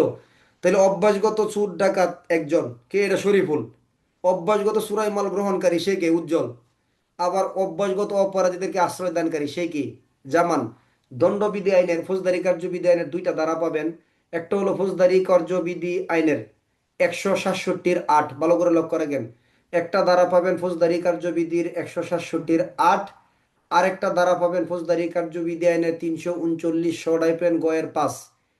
এই দুইটা ধারায় বলা আছে, সকল অপরাধীর ক্ষেত্রে নির্দিষ্ট সময়ের ভিতরে মামলা নিষ্পত্তি না করা যদি যায়, অথবা যদি তদন্ত নিষ্পত্তি করা না যায়, তাহলে সন্তুষ্টি সাপেক্ষে, শর্ত সাপেক্ষে আসামিকে জামিনে মুক্তি দেওয়া যায়। তবে দুই ধরনের অপরাধীদের ক্ষেত্রে জামিনে মুক্তি দেওয়া যায় না। একটা হলো দণ্ডবিধির 400 ধারা, আর একটা হলো 401 ধারা। এদেরকে বলা হয় গ্যাং কেস। এরা হলো অভ্যাসগতভাবে কি করে? ডাকাতদের সাথে মেলামেশা করে। অভ্যাসগতভাবে চোরদের সাথে কি করে? মেলামেশা করে। তাহলে এরকম মারাত্মক অপরাধ। অর্থাৎ তদন্তকারী কর্মকর্তা যদি 120 দিন সময়ের ভিতরে তদন্ত সম্পন্ন করতে না পারে, তাহলে ফৌজদারি কার্যবিধির 167-5-এ সন্তুষ্টি এবং শর্ত সাপেক্ষে, হোক দায়রা আদালত, হোক অন্য আদালত, হোক মৃত্যুদণ্ড বা অন্য যে কোনো দণ্ড, আসামিকে জামিনে মুক্তি দিতে হবে। 167-5-এ বলা আছে। আবার কতদিন সময়ের ভিতরে যদি পুলিশ অফিসার তদন্ত সম্পন্ন করতে না পারে, তাহলে ম্যাজিস্ট্রেট তদন্ত বন্ধের আদেশ দিতে পারে। জানেন, এটা এমসিকিউ হয়েছে কিন্তু, যে কতদিন সময়ের ভিতরে তদন্ত সম্পন্ন করতে না পারলে ম্যাজিস্ট্রেট তদন্ত বন্ধের আদেশ দিতে পারে। ফৌজদারি কার্যবিধি আইনের 167-তে বলা আছে, 60 দিন সময়ের ভিতরে যদি তদন্ত কার্যক্রম সম্পন্ন করতে না পারে, তাহলে তদন্ত বন্ধের আদেশ দিতে পারে। আবার ফৌজদারি কার্যবিধি আইনের 339-এ ষ-5 গিয়ে বলতেছে, ম্যাজিস্ট্রেট আদালতে মামলার বিচারে 180, দায়রা আদালতে বিচারের মামলা 360 সময় পাবে। যদি এই সময়ের ভিতরে মামলার বিচার কার্যক্রম ম্যাজিস্ট্রেট নিষ্পত্তি করতে না পারে, তাহলে সেই ক্ষেত্রেও কিন্তু ফৌজদারি কার্যবিধি আইনে 339 ষ-5-4 আসামিকে জামিনে কি করতে হবে? মুক্তি দিতে হবে। তবে দুইটা ক্ষেত্রে দেওয়া যাবে না। কখন? দণ্ডবিধির 400, 401। এদের অপরাধ কি জানেন? এরা ডাকাতি করুক বা না করুক, ডাকাতের সাথে মেলামেশা করে। বুঝাতে পারছি? তাহলে এগুলো ভেজাল, খুব বড় অপরাধ কিন্তু, মনে রাখবেন। ডাকাতের সাথে আপনার পরিচয় আছে, এটা কোনো বিষয় না, কিন্তু ভাষ্যতে বলা আছে, কিন্তু কোনো ব্যক্তি ডাকাতের সাথে মেলামেশা করতেছে, তার চলাফেরা বন্ধুত্ব, সেও কি ডাকাত দলের অন্তর্ভুক্ত। সে কি ডাকাত দলের অন্তর্ভুক্ত হয়ে যাবে। যেন চলাফেরা করতে হবে কার সাথে? ভালো মানুষের সাথে। বুঝেন নাই? ওই সুর ডাকাত অভ্যাসগত অপরাধীর সাথে চলবেন, আপনি অপরাধ না করেও কি হয়ে যাবেন? অপরাধী হয়ে যাবেন। আচ্ছা, ফৌজদারি কার্যবিধি আইনের যা ছিলাম 110। তাহলে অভ্যাসগত চোর ডাকাত দস্যু, অভ্যাসগত চোরাই মাল গ্রহণকারী, অভ্যাসগত অপরাধীদেরকে আশ্রয় দানকারী। 4 নম্বরে কি বলবেন? সহজ। অভ্যাসগত কি করে? অপহরণকারী বলতে পারেন, যদি আপনার কাছে সহজ মনে হয়। যদি অপহরণকারী না বলেন, অভ্যাসগত প্রতারক বলতে পারেন। যদি এটা বলতে কষ্ট হয়, লিখবেন অভ্যাসগত মুদ্রা বা স্ট্যাম্প সম্পর্কিত অপরাধী। কি? মুদ্রা বা স্ট্যাম্প। অথবা যদি এটা বলতে কষ্ট হয়, লিখবেন অভ্যাসগত সম্পত্তির বিরুদ্ধে অপরাধকারী। পারবেন? তাহলে সহজ হয় কোনটা আপনার কাছে? এখানে অনেকগুলা কথা, কিন্তু এটা বড় করতে গেলে এটাতে ক্লাস শেষ করা যাবে। তাহলে কি লিখবেন? অভ্যাসগত প্রতারক বা অপহরণকারী। পারবেন এটা বলতে? এটা কয় নাম্বার? 4 নাম্বার। 5 নাম্বার কি? আমি কিন্তু বলাবো আপনাকে, দেখুন দেখেন। অভ্যাসগতভাবে শান্তি ভঙ্গকারী। অভ্যাসগত কি? শান্তি ভঙ্গকারী। 6 নাম্বার, এমন অভ্যাসগত অপরাধী যার কাছ থেকে জামানত বা অর্থ না নিয়া, কি, যার কাছ থেকে জামানত না নিয়ে মুক্ত রাখলে এটা কি হবে না? নিরাপত্তা থাকবে না বা নিরাপদ নয়, এরকম ব্যক্তি। এই 6 ধরনের ব্যক্তি দ্বারা হলো কত? 110। আর এর সাথে 3টা পিআরবি ব্যবহার করব। ফৌজদারি 110-এর সাথে কয়টা পিআরবি ব্যবহার করব? 3টা। 110 ধারার অধীনে যদি কোনো ব্যক্তির বিরুদ্ধে মামলা হয়, তাহলে পুলিশ প্রবিধানের 289। 110 ধারার অধীনে যদি সাক্ষ্য গ্রহণ করা হয়, তাহলে পুলিশ প্রবিধানের 290। আর এগুলোর মূল প্রসেসের আলোচনা হলো পুলিশ প্রবিধানের 432 বিধি। কত বিধি? 432 বিধি। তাহলে ফৌজদারি কার্যবিধির 110 লিখলে আমরা কয়টা পিআরবি দিব? 3টা। 109, 289, 290 এবং 432 বিধি। কত বিধি? 432 বিধি ব্যবহার করব। মনে থাকবে? আচ্ছা, তাহলে বলেন, এই 6টা কথা 110 ধারার, খালি মিলাই দিবেন। কে কে পারবেন হাত তুলেন, যে আমি ফৌজদারি কার্যবিধি আইনের 110 ধারার এই 6টা কথা বলবো, যে 110 ধারার এই ব্যক্তিগুলোর কাছ থেকে মুচলেকার কারণ দর্শানো হয়। মাশাল্লাহ, যারা হাত উঠাইছেন সবাইকে আল্লাহ কবুল করুক। ঠিক আছে, সবাইকে বলার তৌফিক দান করুক। পরীক্ষামূলক হবে নাকি একটা? হবে একটা? আচ্ছা,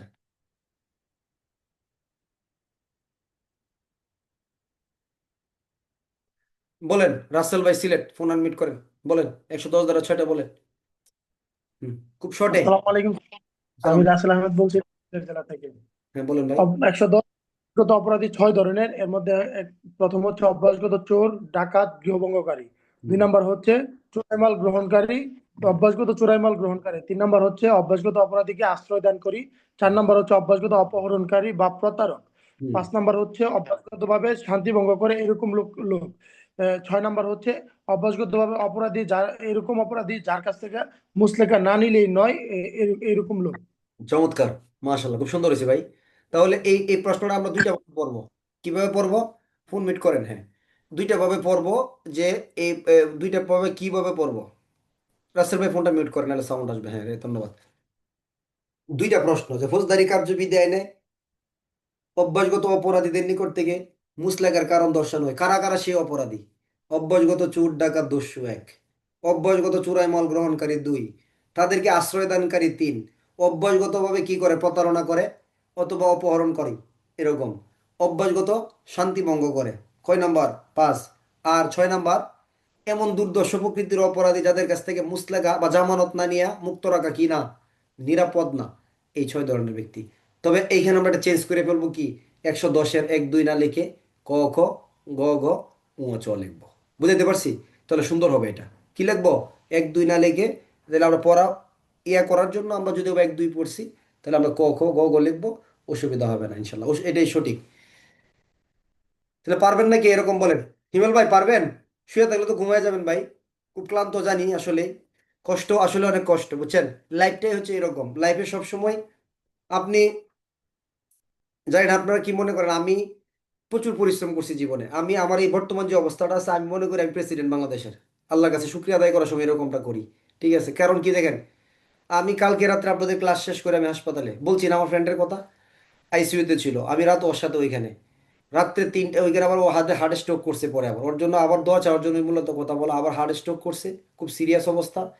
রাত্রে আমরা 4:30টায় নিয়ে গেছি পপুলারে, ধানমন্ডিতে। ওখান থেকে আবার মানে ওর সাথেই চলতেছে র্যান্ডম। সকালবেলা আবার পপুলারে হবে না বলছে, আবার ওকে হৃদরোগী নিয়ে যাইতে হবে।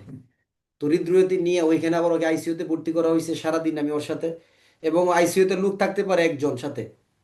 তো ওর মিসেস আছে, ওর ভাই আছে সাথে, 3 জন। ও আমার বলতেছে যে আমি যেন থাকি তার সাথে। মানে তার একসাথে একই সাথে হার্ট স্ট্রোক করা, এবং তার কিডনিতে এফেক্ট, এবং তার আপনার প্রেশার উঠে, প্রেশার নাই, মানে অনেকগুলো সমস্যা। হঠাৎ করে গত পরশুদিন আমার সাথে কথা হয়েছে। দেখেন আল্লাহ পাক যে কি করতে পারে, যে আমরা যে জীবিত সুস্থ আছি, এর চেয়ে বড় নিয়ামত আর কিছুই নাই। এগুলো মনে রাখবেন ভাই। যে যে অবস্থায় থাকেন না কেন, পরকালে সঞ্চয় কিন্তু করে দিতে হবে। আপনার এই পদোন্নতি, আমার এই পদোন্নতি, এগুলো কিচ্ছু না আসলে। এটা একমাত্র আল্লাহ সন্তুষ্টির জন্য, সম্মানের সাথে বাঁচার জন্য অনেকটা এরকম। কিন্তু আপনার যে আল্লাহর হুকুম যেগুলো আছে, এগুলো কোনো অবস্থায় ত্যাগ করতে পারবে না। নামাজ আপনার জন্য ফরজ, এটা এটা আপনাকে পড়তে হবে যে অবস্থাতেই হোক। শুয়ে থেকে হোক, বসে থেকে, এগুলো বাদ দিতে পারবেন না কিন্তু। এগুলো মনে রাখবেন। তো যেটা বলতেছিলাম, যে ওইখানে কিন্তু সারা রাত তো ঘুম নাই, ডাক্তারের কাছে দৌড়াদৌড়ি। আবার এই সারাদিন ওইখানে আইসে কিন্তু একটা বেশ পরে আবার আপনাদের ক্লাসটা নিচ্ছি, কষ্ট কিন্তু আমার হচ্ছে। কিন্তু এখন আমি যদি বাস্তবতাটা বলার চেষ্টা করি, এখন ধরেন আমি আজকে আপনার একটা গ্রুপে মেসেজ দিতে পারতাম যে আমি আজকে ক্লাসটা নিব না। তো 2 দিন আগে তো আমি 2 দিন ছিলাম না, এই ক্লাসগুলো পোষাইতেছে এগো। যদি আমি এরকম খালি মেসেজ দিতে থাকি, তাহলে কিন্তু আপনার মনে একটা কষ্ট আসবে, পড়ার প্রতি একটা কি হবে, একটা নেগেটিভ ধারণা চিন্তা ভাবনা হবে। পারতাম আমি এই মেসেজ দিলে, আপনি আমাকে বাধ্য করতে পারতেন না। কিন্তু আমি জানি যে আমি যদি এই পরিশ্রমটা করি, আপনার জন্য সফলতা আসবে, এটা পরবর্তীতে আমার সফলতা। আমি কিন্তু আপনাদের ক্লাস শেষ করে আমি আবার এখান থেকে সেই হৃদরোগ হাসপাতালে চলে যাবো, আগারগাঁও। কারণ সে আমার ফ্রেন্ড, এবং সে আমার লাইফের বেস্ট ফ্রেন্ড। সে মানে আমি, আপনার আমার মানে আমার মানসিক অবস্থা খুবই খারাপ, কিন্তু তারপর ওই অবস্থাতে এসে কিন্তু আমি ক্লাসটা নিচ্ছি, নিয়ে শেষ করে আবার চলে যাবো। এটা আপনাকে বলার উদ্দেশ্য হলো, এটা আপনার লাইফে কিছু পরিশ্রম করলে, যদি আপনার সব কিছু ঠিক থাকে, নিয়ত যদি সহি থাকে, আপনি এর জন্য একদম ভেঙে পড়বেন না। এই জন্য আপনার খুব বড় ক্ষতি হয়ে যাবে না। পরিশ্রম করলে মানুষের খুব বেশি অসুবিধা হয় না কিন্তু। তার মানে আপনি অল্প ছোট্টখাটো একটু কারণে পড়া ছেড়ে দিলেন। তাই আমি বললাম কি, যে সারা রাত একটা মানুষ ঘুমাই নাই আমি, সারা দিন তার সাথে আইসিইউ এর ভিতরে বসা, আবার এসে ক্লাস নিচ্ছি, চলতেছে কিন্তু আল্লাহর রহমতে, যদি কারণ আমার নিয়ত ঠিক আছে। তাহলে আমি আপনাকে বলতেছি যে তুচ্ছ কোনো ঘটনাকে কেন্দ্র করে আপনি কি করবেন না, পড়াটা ছেড়ে দিবেন না। তুচ্ছ ঘটনাকে কেন্দ্র করে যে আজকে আমি পড়বো না, না। আপনি সারাদিন অনেক কষ্ট করছেন, এসে বইটা খুললেন, 5 মিনিট বইটা দেখে পরে আপনি আপনার 5 মিনিট বইটা দেখে পরে ঘুমাইতে যান, তাহলে আপনি একটা অভ্যাসগত কি হইলেন, স্টুডেন্ট হইলেন, অর্থাৎ হ্যাবিচুয়াল স্টুডেন্ট, একটা অভ্যাসগত ছাত্র হইলেন। আর এই যে অভ্যাসটা তৈরি হইলো, এই অভ্যাসই আপনার সফলতা। বুঝছেন, এই অভ্যাসটাই আপনার কি সফলতা। মনে রাখবেন, অনেক ছোট্টখাটো বিষয়ে আমরা অনেক কিছু ছেড়ে দিই। আসলে লাইফটা এরকম না, আপনি একদম ফুল রিল্যাক্স কখনোই হইতে পারবেন না লাইফে। বিভিন্ন ধরনের জটিলতা আপনার জীবনে আসবেই, থাকবেই, এগুলাই আমাদের জীবন কিন্তু। বুঝাইতে পারছি বিষয়টা? যদিও বা আপনি আমার চাইতে এগুলো ভালো বুঝেন, কিন্তু মানি না আর কি বিষয়টা। ফৌজদারি কার্যবিধি আইনের 110 ধারার 6টা আবার: অভ্যাসগত চুর ডাকাত দস্যু গৃহভঙ্গকারী, অভ্যাসগত চোরাই মাল গ্রহণকারী, অভ্যাসগত অপরাধীদের আশ্রয়দানকারী, অভ্যাসগত প্রতারণা, মুদ্রা অথবা আপনার অপহরণকারী, অভ্যাসগতভাবে শান্তি শৃঙ্খলা ভঙ্গকারী, এমন অপরাধী যাদের কাছ থেকে জামানত না নিয়ে মুক্ত রাখা নিরাপদ নয়, এই ব্যক্তিদের কাছ থেকে অনধিক 3 বছর সময়ের জন্য জামিনদার সহ কেন সদাচরণের মুসলাকা নেওয়া হবে না, তার কারণ দর্শাইতে পারেন ধারাউল ফৌজদারি কার্যবিধি আইনের 110 ধারা, পুলিশ প্রবিধানের 289, 290, 432 বিধি। কত বিধি? 432 বিধি। ফৌজদারি কার্যবিধির 111 ধারা বাতিল, 112 ধারা যে আদেশ দিতে হবে। একটু আংশিকভাবে নেন, আমি লম্বা করবো না এই জায়গাগুলো। মানে 107 থেকে 10টা বোঝার জন্য এই মাঝখানে 4-5টা ধারা আপনাকে একটু বুঝতে হবে। তাহলে যে আদেশ দিতে হবে মানে কি? যে আদেশ দিতে হবে, তাহলে ধরেন আপনি নাম কি? আপনার নাম ধরেন শাওমি, ঠিক আছে? আপনার নাম হচ্ছে কি ইনফিনিক্স। আপনাদের নাম যেহেতু মোবাইলে চেঞ্জ করবে না, তো এই নাম ধরে রাখতে হবে সামনে যারা আসবে, তাই না? আচ্ছা তাহলে আপনি স্বপন মিয়া, আপনি ধরেন একজন, আপনাকে কারণ দর্শানো হয়েছে কত ধারা? 107 ধারার অপরাধে। আপনি সাইদুল ইসলাম, ধরেন আপনার রাষ্ট্রদ্রোহ প্রচারক, আপনাকে কারণ দর্শানো হয়েছে কত ধারায়? 108 ধারায়। ধরেন আপনি হচ্ছেন এটি আক্তার, আপনাকে কারণ দর্শানো হয়েছে কত ধারায়? 109 ধারায়। ধরেন আপনি আশরাফুল আলম, আপনাকে কারণ দর্শানো হয়েছে কত ধারায়? 110 ধারায়। কারণ দর্শানো হয়েছে না? কারণ দর্শানো হয়েছে বলতে কি? ধরেন আপনাকে একটা কাগজ দেওয়া হয়েছে, তাহলে এই কারণ দর্শানোর যে কাগজটা, এই যে সুকজ করলেন, এই আদেশটা কি দিতে হবে জানেন? দিতে হবে অপরাধের যে কারণটা বা ধরনটা, এটা সারাংশ উল্লেখ থাকবে। তারপরে কত বছরের জন্য যে মুসলেকা, এটার সময় উল্লেখ করা থাকবে। জামিনদার কতজন, এটা উল্লেখ করা থাকবে। অর্থের পরিমাণ কত, এগুলো উল্লেখ করে এই আদেশটা দিতে হবে। তাহলে আমরা 107 থেকে 10 ধারা পর্যন্ত কি শুধু কারণ দর্শাইছি না, সুকস করছি না? এখন সুকস করে মনে করেন কাগজ একটা পাতলা দিয়ে দিলাম, কিচ্ছু লেখা নাই, এটা কি হবে? না, এটা হবে না। তাহলে কি উল্লেখ করতে হবে? যে আপনার মুসলেকার অপরাধের কারণ হলো এটা, আপনার জামানতের পরিমাণ হলো এত, জামিনদারের সংখ্যা হলো এত, অর্থের পরিমাণ হলো এত। এই বিষয়গুলো তাকে বুঝায় একটা উল্লেখ করে তাকে কি করতে হবে? কারণটা দর্শাইতে হবে। তাহলে 107 থেকে 10 দ্বারাই যে আমরা কারণ দর্শাবো, এই কারণ দর্শানোর কাগজটা তার কাছে সবগুলো উল্লেখ করে কত দ্বারাই প্রদান করব? 112 দ্বারাই। এখন আমার কাছে এই ধরেন দিলেন, আমি বললাম কি লেখছেন, আমি এগুলো কিছুই তো বুঝি না। 113 দ্বারা এসে বলতেছে, তাহলে আমাকে ম্যাজিস্ট্রেট এগুলা পড়ে শোনাবে, এগুলো আমাকে বুঝাইবে, আমাকে বুঝাইতে বাধ্য থাকবে। বুঝাইতে হবে না? এখন আপনি সময় লিখে দিচ্ছেন, ধরন লেখছেন, জামিনদার লেখছেন, অর্থের পরিমাণ লেখছেন। আমি বলছি ভাই কি এগুলা কি উপহার নাকি এগুলা কি? আমি তো কিছুই বুঝতেছি না, তাই না? তখন আমাকে কি করতে হবে? এটা পড়ে শোনাইতে হবে, দেখাইতে হবে, বুঝাই দিতে হবে। ধারা কত? 113 ধারা। যদি আমি কি থাকি? উপস্থিত থাকি। যদি আমি উপস্থিত থাকি এখানে, তাহলে মুস্তাকার কারণটা কাকে দর্শাচ্ছেন? ধরেন আমি শরীফুলকে এই কারণ দর্শানো হয়েছে। এখন আমি, আমাকে আর এই কাগজটা, তাহলে এমসিকিউ প্রশ্ন, 107 থেকে 10 ধারার যে কারণ দর্শানো হয়, এই কাগজটা ওই ব্যক্তির হাতে কত দ্বারাই দেওয়া হয় বলেন তো? সাধারণত কত দ্বারাই যাবে? 112 দ্বারাই। কত দ্বারাই? 112 দ্বারাই। ওই ব্যক্তিকে এটা পড়ে শোনাইতে হবে, দেখাইতে হবে, বুঝাইতে হবে, এটা কত দ্বারাই? 113 দ্বারাই, যদি আমি উপস্থিত থাকি। এখন আমাকে যে 107 থেকে 10 দ্বারাই কারণ দর্শানো হবে, সবগুলো কি একসাথে না যে কোনো একটা দ্বারার জন্য হবে? যে কোনো একটা দ্বারার জন্য হবে। এখন আমি উপস্থিত নাই, আমি পলাতক বা অন্য কোথাও, তাহলে সেই ক্ষেত্রে কি করতে হবে? আদেশ বাতিল হয়ে যাবে। ম্যাজিস্ট্রেট তার কার্যক্রম বন্ধ করে দিবে। কি হবে? আমাকে হাজির করার জন্য সমন অথবা গ্রেপ্তারি পরোয়ানা দিবে। সমন অথবা কি? সমন অথবা পরোয়ানা দিয়ে আমাকে হাজির করা হবে। ধারাগত ফৌজদারি কার্যবিধি এর 114 ধারা। আমি তো বড় করতেছি না এই জায়গাগুলো, এক সময় এগুলো লম্বা আলোচনা করতাম, কিন্তু এখন শর্ট করে ফেলছে এই জায়গাগুলো, কারণ এত লম্বা লাগবে না এখানে। তাহলে আমাকে সমন পরোয়ানা দিয়ে হাজির করবে। তাহলে 110(7) থেকে 10 দ্বারাই যে মুসলেকার কারণ দর্শানো হবে, এই আদেশটা কিভাবে উল্লেখ করতে হবে? এটা বলা আছে 112 দ্বারাই। উপস্থিত থাকলে আদেশটাকে পড়ে শোনাইতে হবে, বুঝাইতে হবে কত দ্বারাই? 113 দ্বারাই। অনুপস্থিত ব্যক্তির জন্য আদেশ দেওয়ার জন্য কি করতে হবে? সমন অথবা পরোয়ানা দিয়ে হাজির করতে হবে। তাহলে আদেশটা কাকে দিবে? শরীফুলকে। শরীফুল তো পলাতক, সে তো নাই। তাহলে তাকে কিভাবে হাজির করবে? সমন দিবে অথবা গ্রেপ্তারি পরোয়ানা দিয়ে আমাকে, পরোয়ানার মাধ্যমে আমাকে কি করবে? হাজির করবে। ধারা কত? 114 দ্বারা। কত দ্বারা? 114। 115 কি বলতেছে জানেন?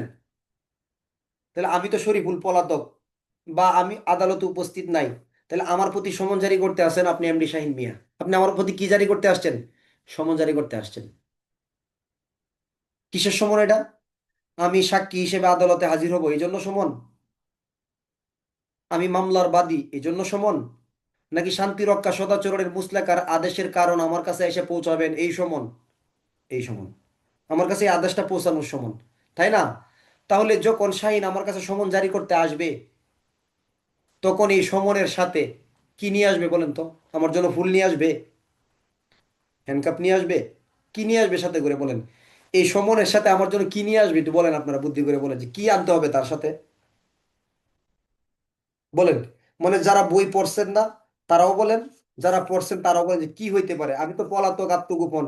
তাহলে আমার শান্তি রক্ষা সদাচরণের মুসলেকার জন্য আমার কাছে সমন জারি করতে আসছে, তাহলে সাথে কি নিয়ে আসবে? সমন তো নিয়ে আসলোই, সাথে আর কি আনতে হবে? কি আনতে হবে জানেন? ওই যে 112 ধারার যে আদেশের অনুলিপিটা আছে না, যে কতদিন সময়ের জন্য মুসলেকা, যে অর্থের পরিমাণ, জামিনদারের সংখ্যা, অপরাধের সারাংশ, এই 112 ধারার আদেশের একটা অনুলিপি আমাকে দিতে হবে, না আমি কিছুই বুঝবো না। ধারা কত? ফৌজদারি কার্যবিধির 115 ধারা। বুঝছেন বিষয়টা? ফৌজদারি কার্যবিধির 115 ধারা। 116 ধারা অর্থাৎ এটা বুঝছেন? 115 ধারা বুঝেন না? খুব মজার ধারা কিন্তু এই জায়গাটা, বুঝেন নাই? আচ্ছা, আমি উদাহরণ দিই। উদাহরণ দিলে বুঝবেন খুব সহজেই। যেমন ধরেন, একটা দ্বারা উদাহরণ দিই। যেমন আমি একজন অভ্যাসগত অপরাধী, তাহলে আমাকে মুচলেকার জন্য আদেশ কারণ দর্শানো হবে কত দ্বারাই বলেন তো? সবাই বলেন। আমি একজন অভ্যাসগত অপরাধী, আমার কাছ থেকে কেন মুচলেকা নেওয়া হবে না? আমাকে কারণ সুকস করছে কত দ্বারাই? 110 দ্বারাই। 110। তাহলে 110-এ যে সময় 3 বছর, জামিনদার সহ, অর্থের পরিমাণ এত, তাই না? এগুলো উল্লেখ করে আমাকে আদেশটা আমার কাছে পৌঁছাবে কত দ্বারাই? 112 দ্বারাই। কত দ্বারাই? 112 দ্বারাই। আবার আমি তো যদি আমাকে যদি পায়ে গেছে, তাহলে 112 দ্বারাই কাগজ দিছে, এই কাগজটা আমাকে বুঝাই দিবে কত দ্বারাই? আবার 113 দ্বারাই। 13 দ্বারাই। এখন আমি শরীফুল ধরেন হাজির নাই, আমাকে কারণ দর্শানোর কাগজটা আমাকে 112 দ্বারাই কি করতে পারে নাই? দিতে পারে নাই। আমি কি? পলাতক, হাজির নাই। তাহলে আমাকে হাজির করার জন্য কি দিবে? সমন দিবে বা গ্রেপ্তারি পরোয়ানা দিবে। এখন এই সমন গ্রেপ্তারি পরোয়ানা ধরেন আপনারা জারি বা কার্যকর করতে আমার বাড়িতে আসলেন, কিসের জন্য? আমি কি আসামি, সাক্ষী, নাকি মুসলেকার কারণ দর্শানো হয়েছে আমার উপরে? কারণ দর্শানো হয়েছে। তাহলে এখন যে আপনারা আমার কাছে আসলেন সমন নিয়ে, পরোয়ানা নিয়ে, সমন দেখাইলেন, পরোয়ানা দেখাইলেন, এখন যদি বলি ভাই কিসের সমন কিসের পরোয়ানা, তখন আপনি কি করবেন? ওই যে 112 ধারার যে আদেশের কাগজটা এটা দেখাইবেন যে ভাই এটার জন্য সমন পরোয়ানা। বুঝছেন? তাহলে এই যখন সমন পরোয়ানা জারি করতে আসবেন তখন কি নিয়ে আসবেন? ওই যে 112 ধারার যে আদেশটা, কতদিন সময়, কোন ধরনের অপরাধ, বলা থাকবে আপনি অভ্যাসগত অপরাধী, আপনার জামিনদারের সংখ্যা 3, অর্থের পরিমাণ 5,000, আপনার মুসলেকার মেয়াদের পরিমাণ অনধিক 3 বছর। 112 ধারার আদেশের কাগজটা আমাকে একটা কি করতে হবে? দিতে হবে। তখন গিয়ে আমি বলবো ও আচ্ছা বুঝছি, বিষয়টা বুঝাতে পারছি। এই হলো ফৌজদারি কার্যবিধির কত ধারা? 115 ধারা। 16 ধারা না পড়লেও হবে। যে মুসলেকার কারণ দর্শাবে, তাকে ব্যক্তিগতভাবে হাজিরা থেকেও কি করতে পারে? রেহাই দিতে পারে। ব্যক্তিগতভাবে হাজিরা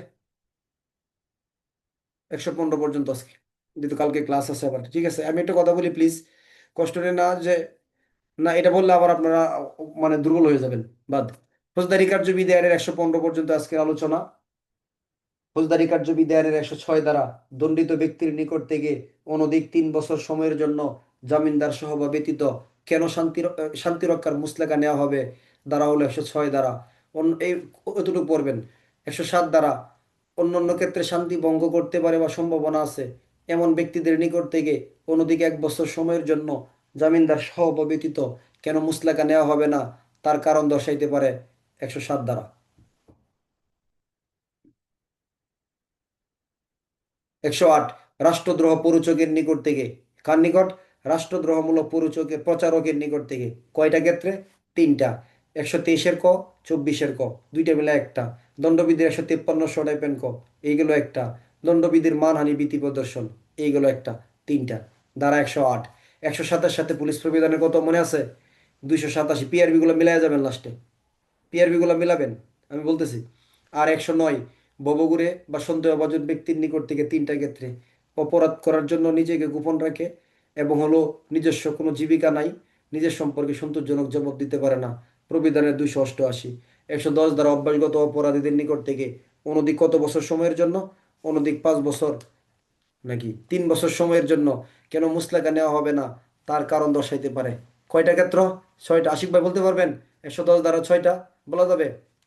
110-এর ক, অভ্যাসগত চোর ডাকাত দস্যু, অভ্যাসগত চোরাই মাল গ্রহণকারী, অভ্যাসগতভাবে চোর এদের অপরাধীদেরকে আশ্রয় দানকারী, অভ্যাসগতভাবে মুদ্রা বা স্ট্যাম্প বা প্রতারণা বা অপহরণকারী, অভ্যাসগতভাবে শান্তি ভঙ্গকারী, অভ্যাসগত এমন অপরাধী যাদের কাছ থেকে জামানত না নিয়া মুক্ত রাখা নিরাপদ নয়। প্রবিধানের 289, 90, 432। আপনি একদম চুপ ঠান্ডা মাথায় 20 সেকেন্ডে মিলান তো 106 থেকে 110-এর ভিতরে পিআরবি গুলো মিলান, সবাই মিলান। পরে দেখেন আমারটার সাথে মিলছে কিনা আপনার। ফৌজদারির সাথে পিআরবি মিলানো খুব গুরুত্বপূর্ণ বিষয়, কিন্তু মনে রাখবেন।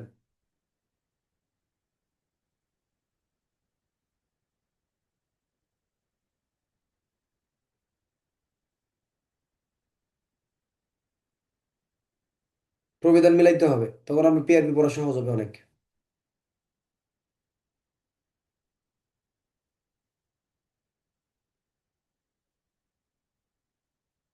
আচ্ছা তাহলে 106-এর সাথে নাই, 107-এর সাথে 287, 108 দ্বারার সাথে লাগবে না, 109-এর সাথে 288, 110-এর সাথে 289, 90, 432, 432। 107 থেকে 10 দ্বারায় যে মুচলেকার কারণ দর্শানো হবে, এই আদেশটা তাকে কিভাবে দিবেন? কারণ, ধরন, সময়কাল উল্লেখ করে সারাংশ উল্লেখ করে আদেশ দিবেন 112 দ্বারায়। উপস্থিত ব্যক্তি থাকলে আদেশ পড়ে শোনাবেন, দেখাবেন, বুঝাবেন 13 দ্বারায়। না থাকলে সমন পরোয়ানা দিয়ে হাজির করবেন 14 দ্বারায়। আর অনুপস্থিত ব্যক্তির জন্য যখন সমন পরোয়ানা যাবেন, নিয়ে যাবেন, তখন 115 দ্বারার আদেশ একটা কি করবেন? নিয়ে যাবেন। আবার ইচ্ছা করলে ম্যাজিস্ট্রেট ইচ্ছা করলে কোনো ব্যক্তিকে ব্যক্তিগতভাবে হাজিরা থেকে রেহাই দিয়ে উকিলের মাধ্যমে কি করতে পারে? হাজির করতে পারে 116 দ্বারা। আচ্ছা, বুঝছেন এই পর্যন্ত? বুঝছেন? আর 2-3টা দ্বারা পড়াবো, পড়াবো। আচ্ছা, ঠিক আছে, আপনারা নিজেরা পড়েন। আগামী ক্লাস যে পর্যন্ত পড়াবো এরপর একটা এমসিকিউ পরীক্ষা হবে, এরপরের ক্লাস ইনশাল্লাহ। ঠিক আছে, পরশুদিন এমসিকিউ পরীক্ষা হবে। ওকে, ঠিক আছে, আল্লাহ হাফেজ। আর আজকে যেহেতু আপনাদের এক্সট্রা ক্লাস ছিল, ওই জন্য ওই প্রথম প্রশ্নের সমাধান দেওয়া হয় নাই। কালকে ইনশাল্লাহ প্রথম প্রশ্নের ডিম এবং সমাধান দেওয়া হবে। ক্লাসে মনে করাবেন শুরুতে ইনশাল্লাহ। ঠিক আছে, আল্লাহ হাফেজ, আসসালামু আলাইকুম রহমতুল্লাহি বরকাতুহ।